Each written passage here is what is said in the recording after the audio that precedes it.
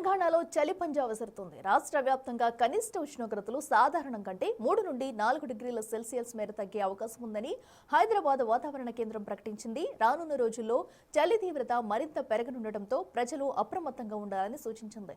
ముఖ్యంగా ఉత్తర తెలంగాణ జిల్లాల్లో చలి తీవ్రత అధికంగా నమోదవుతుంది. ఉష్ణోగ్రతలు గణనీయంగా పడిపోవడంతో ఈ ప్రాంతాల ప్రజలు తీవ్ర ఇబ్బందులు పడుతున్నారు. ఆదిలాబాద్ జిల్లా రాష్ట్రంలోనే అత్యల్ప కనిష్ట ఉష్ణోగ్రతను నమోదు చేసింది. ఇక్కడ కనిష్టంగా 8.7 డిగ్రీల సెల్సియస్ ఉష్ణోగ్రత నమోదైనట్లు వాతావరణ శాఖ వెల్లడించింది.